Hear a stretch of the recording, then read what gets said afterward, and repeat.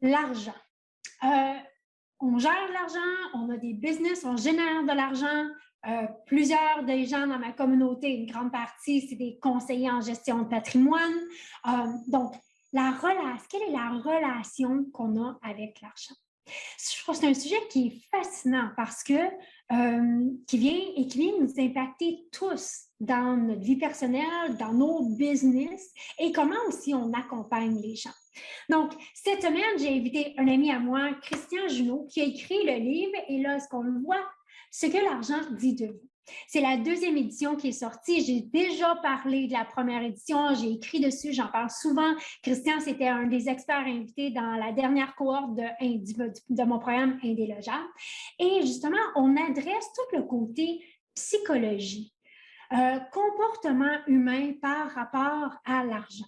Donc, vous allez voir, vous allez découvrir, vous allez déceler dans l'entrevue qu'on a, on parle des tendances comportementales qu'on a par rapport avec l'argent, le plafond de verre, les 3 types de plafonds de verre que comme entrepreneur, on reste peut-être des fois coincé et on sabote nous-mêmes pour rester l'argent. Vraiment, une entrevue qui est percutante sur notre relation par rapport à l'argent. Donc, sans plus tarder, allons à l'entrevue. Christian, un énorme merci d'avoir accepté mon invitation aujourd'hui. Merci beaucoup, Sarah, de cette invitation. Je suis réjoui et ravi d'être avec toi en ce moment. Merci. Avant qu'on rentre dans le vif du sujet aujourd'hui qui me passionne, me fascine, si tu pouvais te présenter pour les gens qui ne te connaissent pas encore. Mon accent le trahit, je pense. Donc, je viens de la vieille Europe, je suis suisse et je suis un ancien banquier pendant 23 ans. J'étais 17 ans conseiller en placement financier. Moi, j'étais licencié en 2009 suite à la fameuse crise des subprimes. Et puis, depuis maintenant, je suis indépendant et je suis très bien formé à la communication non violente, aux approches systémiques, au coaching, mais surtout, j'ai développé une expertise sur le thème de la relation à l'argent. Ça, là, cette relation-là avec l'argent, je trouve que c'est fascinant au niveau du comportement humain. Tu as été un expert invité dans mon programme Indélogeable. Les gens ont adoré. J'ai déjà parlé de ton livre qu'on va discuter aujourd'hui. Mais avant qu'on tombe dans le sujet du livre, quelles sont les erreurs ou les comportements que les gens ont par rapport justement à l'argent? Oui. Alors, pour moi, il y a 2 choses différentes dans ta question. Parce qu'il y a les comportements, c'est ce que j'appelle la partie visible. Et au fond, moi, je vais regarder ce qu'il y a derrière les comportements, le côté plus invisible, qui explique les comportements. Parce que je peux voir les comportements, mais tant qu'on n'arrive pas à expliquer d'où ça vient, c'est difficile de changer. Je vous donne un exemple. Alors, je vais d'abord dire, au fond, les comportements, effectivement, pour certains, ça va être peut-être de garder frileusement leur argent avec la peur de manquer. La peur de manquer est la plus grande peur qu'il y a en lien avec l'argent. D'autres vont peut-être dépenser leur argent de manière un peu compulsive. Dès qu'ils ont de l'argent, ça leur brûle les doigts et ils dépensent leur argent d'une manière qui n'est pas gagnante, qui n'apporte pas de réelle plus-value dans leur vie. Par exemple, il y a certains qui vont plutôt avoir de la difficulté à valoriser ce qu'ils font. Il y a peut-être d'autres personnes qui sont dans la galère financière et pourtant ce sont des entrepreneurs très talentueux qui mettent beaucoup d'énergie, mais inconsciemment, ils se sabotent. On y reviendra tout à l'heure. Donc, toi, ça, c'est un peu la partie visible et puis tous les conflits d'argent, les difficultés à parler d'argent. Ça, c'est la partie visible. Mais au fond, l'erreur principale, mais je mets des guillemets sur le mot erreur parce qu'on ne connaît pas ce qui se joue derrière et moi-même, j'ai fonctionné comme ça pendant une dizaine d'années. C'est que nous donnons un immense pouvoir à l'argent et le vrai problème, c'est que l'argent n'a pas le pouvoir que nous lui donnons. Tu vois, c'est comme si je te donnais le pouvoir d'aller réparer ma voiture, mon moteur, alors que tu n'as aucune connaissance de moteur, tu n'es pas la bonne personne pour ça. Donc, je te donne un pouvoir que tu n'as pas parce que tu ne sauras pas quoi faire avec ce pouvoir-là. Donc, on va donner un pouvoir à l'argent qui est peut-être l'argent va me sécuriser dans ma vie, l'argent va me rendre libre de ma vie, l'argent va me rendre heureux dans la vie, ou l'argent, au contraire, pour certains, l'argent va créer des conflits dans ma vie, ou l'argent, c'est la cause des problèmes dans le monde. Enfin, tu vois, on donne un pouvoir, c'est tous des pouvoirs que nous donnons à l'argent, et l'argent n'a aucun de ces pouvoirs. Ça, c'est vraiment le grand piège. Tellement, hein, parce que moi, donc ton livre, c'est la deuxième édition. Moi, j'ai lu la première édition et j'ai même racheté la deuxième édition pour le lire. Puis, oui, de conscientiser quel pouvoir que je donne à ce bout de papier-là, ça fait réaliser beaucoup de choses. Donc, de voir que oui, l'argent va m'amener de la liberté, de la sécurité. On ne le réalise pas que c'est ça qu'on pense, mais j'adore, comme tu dis, l'argent, elle n'a pas ce pouvoir-là. Non. Et tu vois, c'est intéressant parce que tu dis, on parle de ce bout de papier, mais ça va même plus loin que ça, puisqu'aujourd'hui, à peu près 95% du temps, c'est plus un bout de papier, ce sont des chiffres sur l'ordinateur, c'est tout. Oui. L'argent n'est même plus visible. Aujourd'hui, l'argent n'est même plus visible, c'est-à-dire que quand je dis que j'ai de l'argent, on me dit, ah bon, il est où ton argent? L'argent, il est dans ma tête. Dans ma tête, je sais que j'ai de l'argent. De temps en temps, je reçois des papiers d'une banque, mais quand je reçois les papiers, c'est déjà du passé, c'est plus actuel. Donc, au fond, l'argent, je serais incapable de dire, il est où mon argent? Il est quelque part dans l'air, tu vois, il est virtuel, mon argent. Et c'est ça qui est fascinant, c'est-à-dire qu'il y a un truc virtuel qu'on ne touche plus, qu'on ne voit plus. Et puis, au fond, ce truc virtuel, il prend une place énorme dans nos vies. C'est fou parce que là, ça me fait pas réaliser justement que c'est juste un concept. Oui, absolument. C'est un concept. Ah, j'adore. Donc, dans le livre, et ça, je trouve que tu parles de trois tendances que les gens ont par rapport justement à leur relation avec l'argent. Est-ce que tu pourrais nous les décrire? Parce que je trouve que c'est vraiment fascinant. Alors, je vais le faire assez rapidement dans 3 formes de comportement typiques, effectivement. Alors, je leur ai donné un nom. Le premier, j'appelais la tendance écureuil. L'écureuil, c'est celui qui aime faire des réserves. Et donc, ce sont des personnes qui ont tendance à vouloir épargner, à vouloir mettre de l'argent de côté. Je ne sais pas si vous dites ça chez vous aussi. Oui. Oui. Et puis, donc, simplement, ce n'est pas les montants qui sont importants. Même des gens qui ont très peu d'argent réussissent à mettre des pièces dans une boîte, puis d'autres, ça coûte de centaines, de milliers, voire de millions. Mais c'est le même principe. Et simplement, pourquoi on a tendance à vouloir épargner? C'est parce qu'on a donné un pouvoir positif à l'argent, uniquement positif à l'argent. C'est-à-dire que si je pense que l'argent va me sécuriser ou que l'argent, c'est ma sécurité, j'ai la croyance que plus j'aurai d'argent, plus je serai en sécurité. Ou si je pense que l'argent, je donne le pouvoir que l'argent, c'est la liberté, j'ai la croyance que plus j'aurai d'argent, plus je serai libre dans ma vie. Ça, c'est les pouvoirs que nous donnons. Et au fond, si tu veux, dans cette croyance inconsciente, il y a vraiment, si je veux plus de sécurité, je dois avoir plus d'argent. J'ai envie de faire un petit clin d'œil quand même, parce que je dis souvent aux personnes, je suis beaucoup en France, à Paris entre autres, je leur dis, si vous pensez que l'argent, c'est la sécurité, prenez tout l'argent possible, vous le mettez dans vos poches et vous allez vous promener dans le métro à Paris. Vous allez vous sentir très en sécurité puisque vous avez de l'argent et que l'argent, c'est la sécurité. Bon, les gens rient parce qu'ils se rendent compte que c'est exactement l'inverse. Ils seront très insécures parce qu'ils ont de l'argent.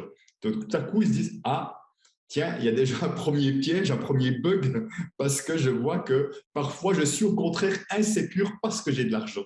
Donc, tu vois, encore une fois, c'est très paradoxal tout ça. Donc, simplement, ça, c'est le premier comportement écureuil. Donc, on recherche quelque chose, la sécurité, la liberté, et on utilise un instrument de projection qui est l'argent pour essayer.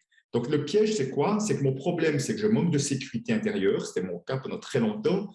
Je ne suis pas libre de faire ce que je veux parce que j'ai des croyances limitantes et j'essaye de compenser ce qui manque à l'intérieur par quelque chose d'extérieur qui s'appelle l'argent. Ça ne sera jamais assez. Ah ben non, ça n'est jamais assez parce que ça ne marche pas. Ça ne marche pas, c'est-à-dire c'est ça. Si ça marchait, il y aurait assez. Mais comme ça ne marche pas, même les multimillionnaires que j'ai conseillés, ils avaient peur de manquer. Ils étaient insécures, il n'y avait pas assez d'argent encore, tu vois. C'est ça le piège, en fait. Donc, ça, c'est le mouvement écureuil. Après, le deuxième mouvement, je l'ai appelé le mouvement repousseur. Donc, les gens qui ont tendance à repousser l'argent, autrement dit, à le garder à distance. Ce sont des personnes qui peuvent faire un très bon job, mais qui ne facturent pas, qui sont négligents sur la facturation, ou à qui on doit de l'argent, que ce soit l'État, que ce soit des assurances, et qui ne font pas les démarches pour obtenir leur argent. Donc, au fond, ils ne font pas ce qu'il faut pour que l'argent vienne à eux par toutes sortes de comportements inconscients. Ce n'est pas volontaire, mais ils ont toujours quelque chose de plus important à faire. Ils ont toujours autre chose à faire, donc ils négligent les questions d'argent. Et ce sont des personnes qui ont tendance à se retrouver dans des situations financières difficiles, plutôt dans les galères financières, parce que inconsciemment, eux, ils ont donné un pouvoir négatif à l'argent. Ils pensent que l'argent, c'est sale, que l'argent, c'est la source de conflits, que l'argent, c'est l'injustice, ou que l'argent, c'est la cause des problèmes dans le monde. Enfin, des choses comme ça. Donc, comme ils ont une perception inconsciente, la plupart du temps négative de l'argent, ils ont tendance à garder l'argent au loin, puisque dans leur croyance inconsciente, l'argent, c'est pas bien, tu vois. Donc, c'est logique qu'on n'attire pas ou difficilement quelque chose qu'on trouve pas bien. Tellement. Puis ça, je le vois beaucoup aussi avec des... Ben, dans le fond, on les voit dans tout, mais dans des entrepreneurs aussi de pas aller chercher des clients ou prendre des petits clients puis faire beaucoup de choses pour eux. Fait que finalement, ils font du bénévolat parce que c'est comme, c'est pas rentable. Donc, c'est cette mentalité-là ou cette tendance-là de repousseur. On peut y penser directement avec l'argent, puis on peut l'extrapoler à dire, OK, nos comportements en général en affaires, parce qu'ici, les gens qui nous écoutent, c'est des entrepreneurs.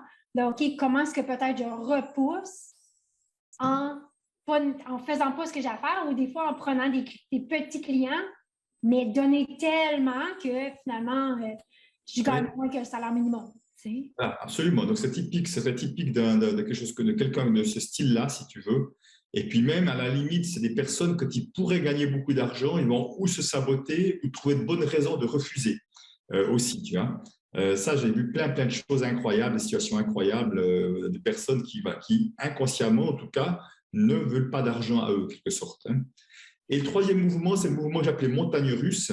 Montagne russe, donc des hauts et des bas. Donc, c'est un peu un mélange des deux, d'une certaine manière, dans le sens que il y a le côté écureuil, donc des phases de hausse où j'épargne de l'argent, mais il y a des moments où je vais inconsciemment me débarrasser de mon argent. Je vais le repousser, le rejeter. C'est-à-dire que c'est soit des personnes qui ont des dépenses compulsives, qui me disent dès que j'ai un peu d'argent, ça me brûle les doigts, tu vois, je me débarrasse. Mais souvent, pas d'une manière gagnante. Hein. Souvent, c'est vraiment ce que j'appelle la fièvre acheteuse, hein, par exemple.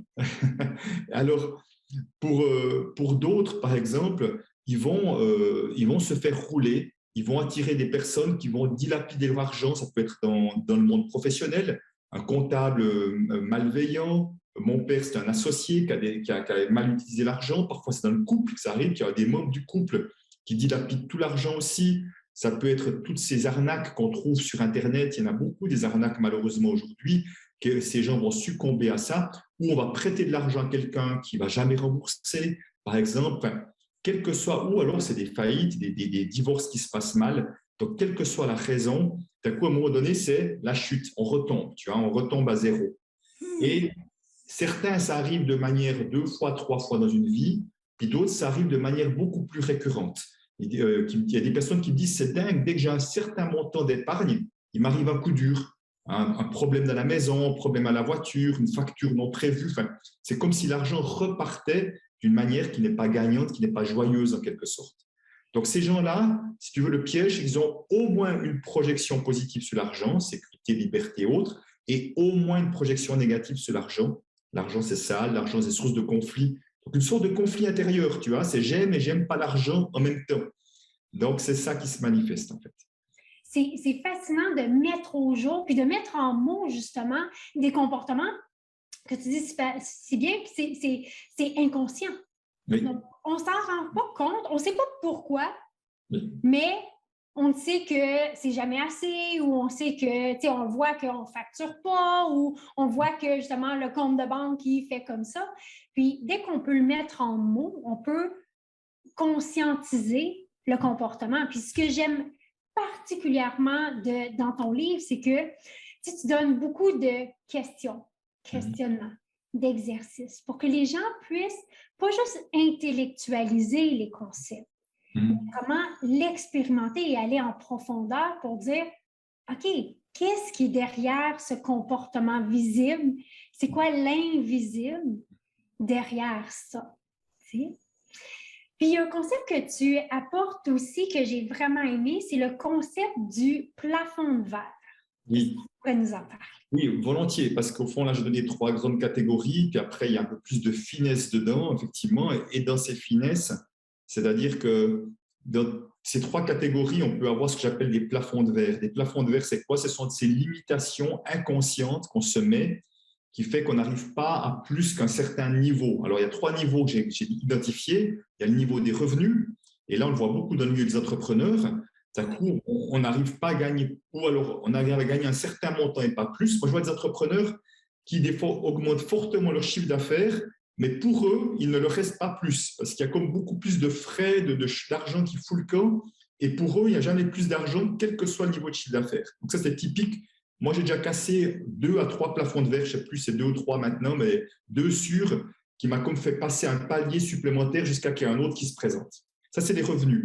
Un deuxième plafond, c'est la fortune. Ça peut être tous les pagnes qu'on a sous différentes formes. Et c'est un peu ce que je disais tout à l'heure, les personnes d'un coup qui arrivent à un certain niveau, puis dès que tu arrives à un certain niveau, il va t'arriver une chose qui fait que l'argent, tu n'arrives pas au-dessus, quoi. L'argent repart ou il y a quelque chose qui bloque, qui coince, tu vois. Et vraiment, ça peut être pour certains, ça peut être à 1000, à 5000, mais ça pourrait être à 100 000, qui est un chiffre symbolique pour certains, ça pourrait être 1 million pour d'autres. Enfin, ça peut se manifester à différents endroits. Donc, inconsciemment, on ne s'autorise pas à avoir plus qu'un certain niveau de fortune. Et puis, le troisième niveau, il est intéressant, je trouve, pour les entrepreneurs, mais pas seulement les entrepreneurs.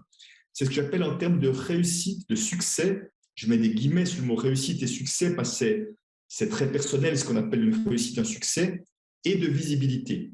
Oui. Mais si je reste sur réussite et succès, pourquoi ? C'est parce que beaucoup s'autorisent ce que j'appelle une petite réussite, un petit succès, tu vois. Je peux avoir un peu de clients, mon business peut juste fonctionner un peu et c'est OK. Mais c'est comme si ce n'était pas imaginable que j'ai un grand succès, que je sois très visible, que voilà, quelque chose comme ça. Donc, souvent, il y a des croyances limitantes qui font que je crois que je ne mérite pas plus que ça. Et souvent, si tu veux, ce troisième plafond, il a une incidence sur le premier et le deuxième, en fait. Définitif, parce que, oui, puis, tu sais, moi, quand je le relisais, puis cette section-là du livre du plafond de verre, je le vois beaucoup moins avec mes clients. Tu sais, ça fait 5 ans que je suis au même chiffre d'affaires où je peux juste avoir des clients qui génèrent tant de revenus. Et là, il y a comme une croyance, c'est pas comme, il y a une croyance que je peux pas dépasser ça. Donc, moi, j'aime beaucoup être dans le pratico-pratique.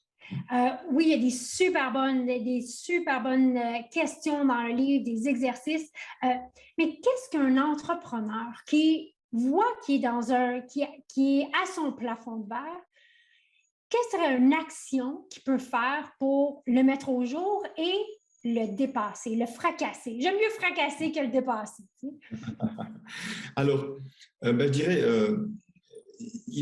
ça va être nécessaire de pouvoir répondre à au moins une, voire aux 2 de ces questions qui sont là. La première, ça serait de dire quel serait le risque si tu dépassais fortement ce plafond de verre. Je dis souvent aux personnes, quel serait le risque si tu avais un immense succès? Ce serait quoi le pire qui puisse arriver? Et je suis très surpris de voir les réponses spontanées qui arrivent.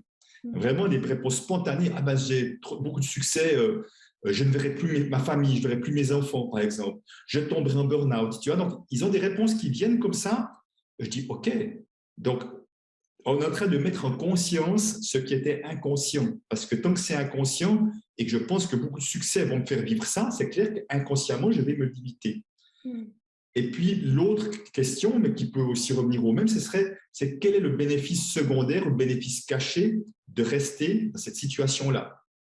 Par exemple, des situations que je vais entendre dire, ah ben oui, si je commence à gagner beaucoup plus d'argent, mes parents, mes amis vont me jalouser, vont me détester, je ne sais pas quoi, tu vois, je ne serai plus en appartenance, ou alors j'aurai moins d'ennuis. Enfin, tu vois, c'est important parce que là, on va chercher les causes, parce qu'il ne suffit pas de le savoir, souvent, il faut aller voir quelles sont les causes qui sont derrière pour pouvoir changer de regard là-dessus. Pour pouvoir, quelqu'un qui a fait un burn-out, je dis, mais au fond, oui, tu as fait un burn-out, mais est-ce qu'aujourd'hui, tu es vraiment la même personne qu'avant? Est-ce qu'aujourd'hui, tu n'as pas des warnings, des signaux, peut-être que tu n'avais pas la première fois et que tu auras cette fois qui fait que tu ne vas pas retomber dedans? Donc, tu as changé ton regard sur ta capacité à gérer une situation différemment. Parce que c'est vraiment important de dire, et au fond, es-tu vraiment si sûr que tes amis te feront la gueule? Est-ce qu'au contraire, ils ne pourraient pas être heureux pour toi aussi? Est-ce que tu allais vérifier?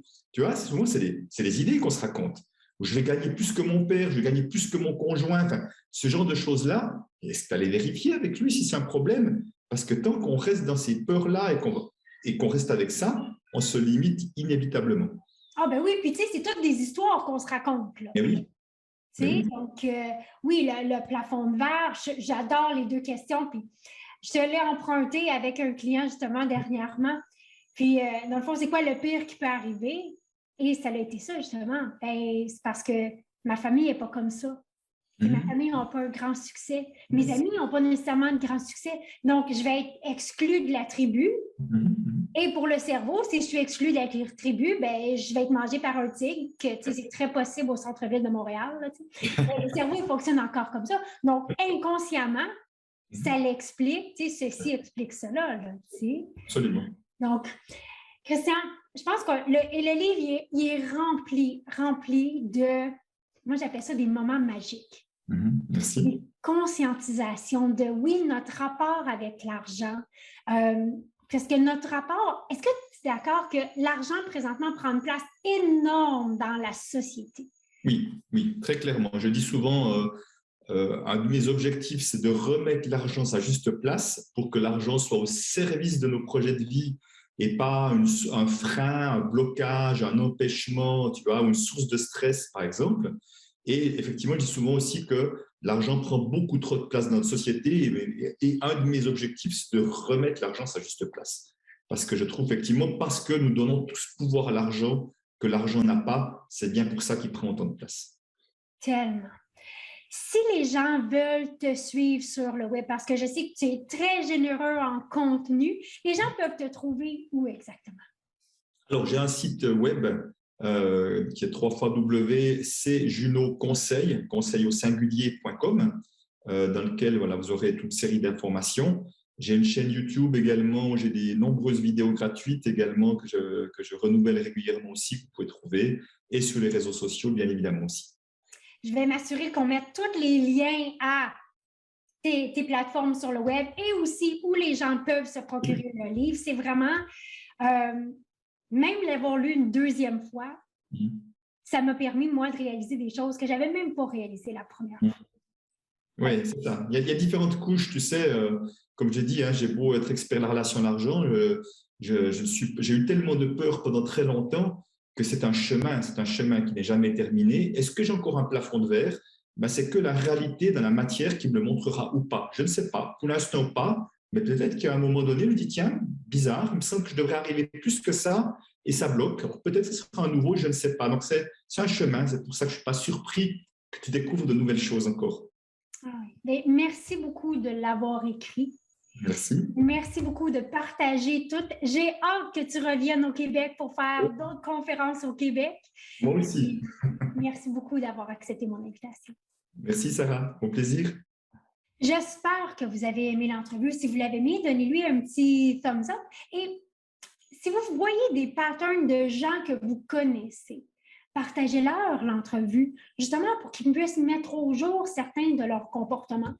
Le livre, moi, je vais vous mettre le lien pour vous le procurer ici au Québec.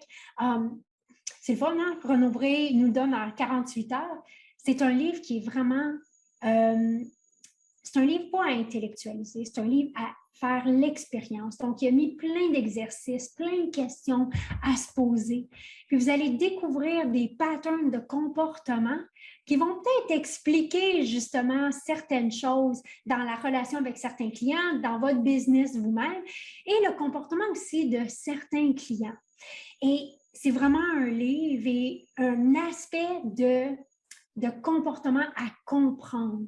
Parce que si on veut aider nos clients, mais on veut comprendre l'invisible qui gère tout le visible. Donc, assurez-vous de vous abonner à la chaîne. Si vous aimeriez recevoir ces capsules-ci et d'autres capsules sur le marketing, la productivité et le mindset directement dans votre boîte courriel, assurez-vous de vous abonner à mon blog et vous allez recevoir ça et plein d'autres astuces, ressources, bref, tous les outils que vous avez besoin pour réussir encore plus. Donc, merci d'être ici semaine après semaine et nous, on se voit mardi prochain.